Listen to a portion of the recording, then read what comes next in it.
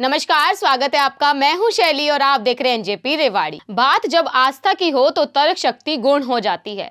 गाय के मामले में भी हिंदू संतों और गौ भक्तों का दृष्टिकोण कुछ ऐसा ही है। 108 गौ कथा का संकल्प लेकर चल रहे स्वामी राजेश्वर आनंद जी से आज गाय को लेकर हमारी विस्तार से बात हुई। राजेश्वर आनंद जी का तर्क है कि अंग्रेजों ने एक साजिश के तहत गाय को पशु घोषित किया था, अन्यथा गाय तो पहले भी माता थी, आज भी माता है और आगे भी माता रहेगी। स्वामी जी ने मनोहर सरकार की गौ सेवा आयोग का बजट बढ़ाकर 400 करोड़ करने की प्रशंसा की। राजेश्वर आनंद जी गाय को माता कहने के पीछे अपना वैज्ञानिक आधार भी बताते हैं। उनसे सहमत या असहमत होना आपका अधिकार है। इस पर हमने महाराज जी से कुछ प्रश्न किए, तो चलिए सुनते हैं राजेश्वर आनंद जी के मुख से उनके जवाब। आपने बहुत अच्छा क्वेश्चन किया बेटा कि जो गौ माता पूरे विश्व की माता कही गई, हमारे सनातनी परंपराओं में पूरा देश, भारत देश, बिना किसी धर्म के, बिना किसी जाति के, कोई ऐसा घर नहीं होता था जहाँ पे गाय माता नहीं होती थी। क्योंकि गाय के बिना जीवन जीना असंभव था, क्योंकि गाय से ही दूध की प्राप्ति होती थी, गाय से ही सब हम उत्पाद लेते थे और गाय के गोबर से ही घरों को लीपते थे, तभी हमारा जीवन चलता था। आज घरों से गायें लुप्त होती जा रही हैं, घरों में हम गाय को नहीं रखते हैं। उसका एकमात्र ये कारण है कि हम भौतिकवाद में इतने आगे बढ़ते जा रहे हैं कि अपने स्वास्थ्य को दरकिनार कर दिया है, अपनी शांति को दूर कर दिया है और केवल पैसा कमाने की होड़ में हम सच्ची परंपराओं से दूर हो चुके हैं। इसका जो विशेष कारण है, 2 कारण हैं, सिर्फ 2 कारण। मैं किसी धर्म को इसका कारण नहीं मानता हूँ। मेरे अनुसार हमारी अपनी अज्ञानता है और दूसरा, जो अंग्रेज़ हमारे देश में आए, उन्होंने जब हमारे देश में बहुत सारे कानून बनाए तो उन्होंने लिख दिया कि गाय पशु है, जबकि हमारे धर्म ग्रंथों में लिखा है पशवो ना गाओ, कि गाय पशु नहीं है। गाय पशु नहीं है, क्योंकि अगर गाय पशु होती तो हमारे धर्म ग्रंथों में ये ना लिखा होता कि रुद्र की माता है, कृष्ण की माता है और हमारे सभी जो देवी देवताओं का वास इसमें है। ये सब सिंबॉलिक चीज़ें हैं कहने को, क्योंकि गाय के अंदर, जैसे कहते हैं, सभी देवताओं का वास है। मतलब ये है, ऋषियों ने कहा अमृतस्य नाभे, किसकी नाभि में अमृत बसता है।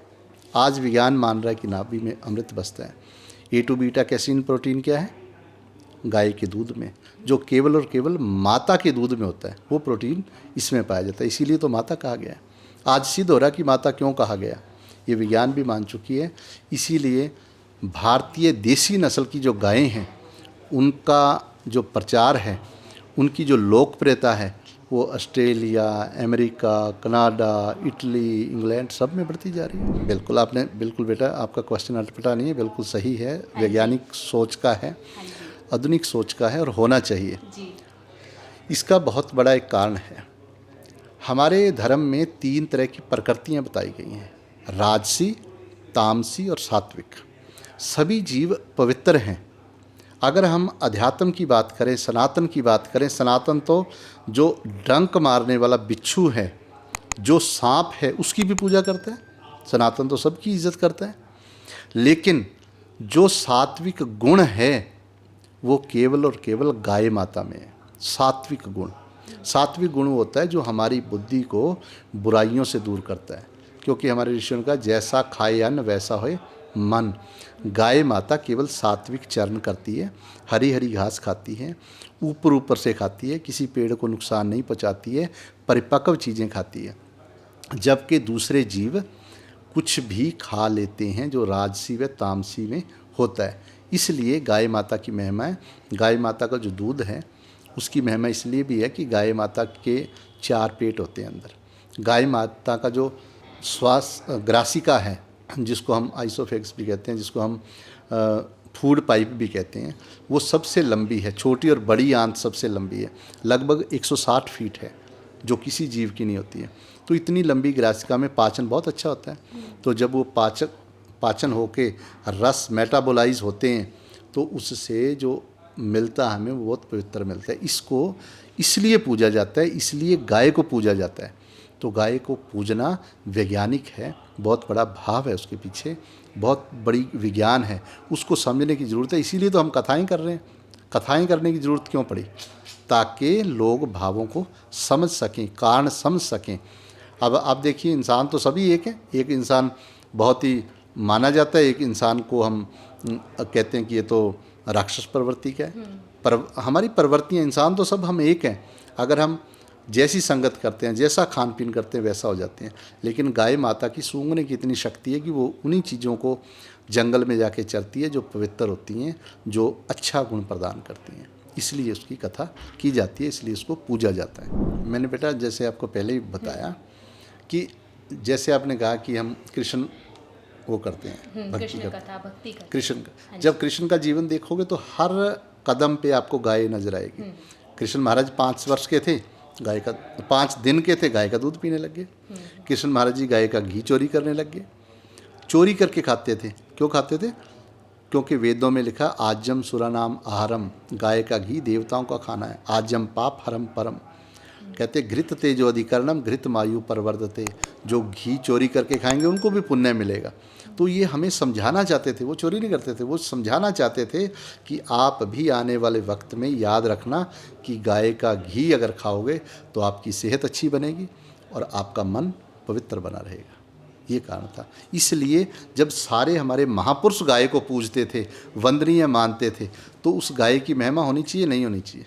जिसको कृष्ण भी पूजते हैं, राम भी पूजते हैं, शिव भी पूजते हैं, इसलिए हम भी पूजते हैं। इसलिए हमारा भी प्रथम कर्तव्य बनता है कि हम गाय माता को ना केवल माथा टेकें, पूजें, बल्कि उनको जीवन में धारण करें, अपने घर में रखें और घर में उसकी सेवा करें।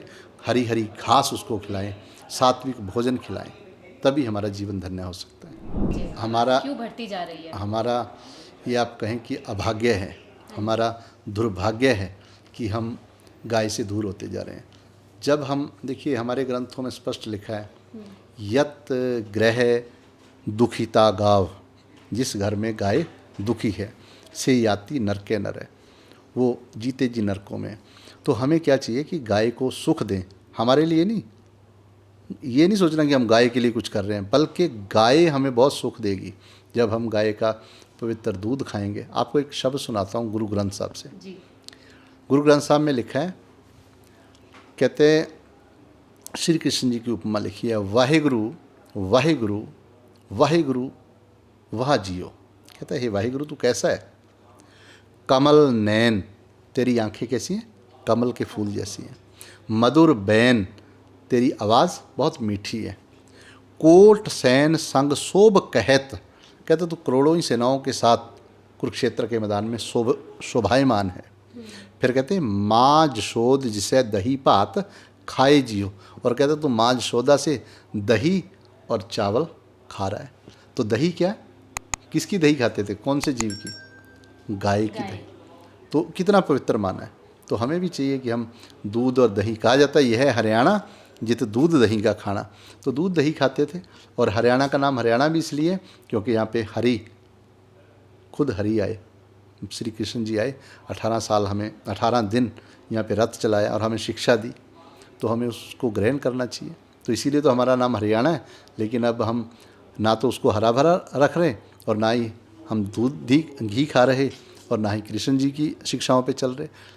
अब फिर से वो वक्त आया कि हम फिर से उनकी शिक्षाओं पर चलें और इसको फिर से तन और मन से हरा भरा बना दें। अगर हम हरे भरे होंगे, उनकी शिक्षाओं पे चलेंगे, तो पूरा प्रदेश खुशहाल हो जाएगा। तो इसी मंगल कामना के साथ मैं चाहता हूँ कि आप सभी, आप बच्चे और हमारे बेटियों की बड़ी महिमा है हमारे धर्म में, तो सब खुश हों, सब सुखी रहें। यही हमारे जो धर्म की कामना है कि सभी के लिए बड़ा खुला आह्वान है हमारे धर्म ग्रंथों का। सब सुखी हों, सब निरोगी हों, ना केवल कोई एक के लिए कहा है। हमने सबको अपना माना है। कहते हैं ना, वासुदेव कुटुम्बकम, वसुधा कहा इसको धरती को, कि जितनी भी पृथ्वी है ये सारा हमारा परिवार है, कोई अलग नहीं है, कोई दूसरा नहीं है। बेटा ऐसा है कि राजनीति एक अपना फील्ड है ना। तो मैं उनके बारे में बहुत सारा कुछ तो नहीं कह सकता, लेकिन मैं इतना ज़रूर कह सकता हूँ कि गाय माता की भक्ति और गाय माता की सेवा, ये दोनों अपने आप में अगर गहराई से जाएं तो एक बात है, लेकिन बाहरी तौर पे इनको अलग अलग किया जा सकता है। वो इसलिए किया जा सकता है, कुछ लोग स्वार्थवश केवल अपने स्वार्थ के लिए करते हैं, तो उसको आप बोल सकते हैं। जो कुछ स्वार्थी लोग होते हैं, हमेशा अच्छे लोगों में कुछ बुरे लोग भी होते हैं, लेकिन अगर कोई गाय की सेवा कर रहा है अपने निस्वार्थ, तो वो बहुत बड़ी भक्ति है, वो बहुत बड़ी सेवा है, उसको हम अलग नहीं कर सकते हैं। लेकिन अगर अपने स्वार्थ के लिए कर रहे हैं तो ऐसा हो सकता है, वो उनका मानना है।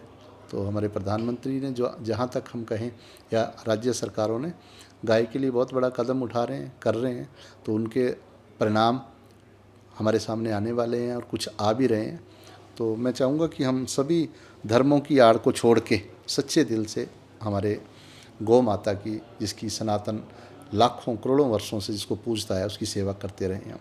ये चीज़ें तो दुनिया में आई हैं, चलती रहेंगी, पहले भी चलती रही हैं, लेकिन हम भटके ना, हम शुद्ध हृदय से सेवा करते रहें।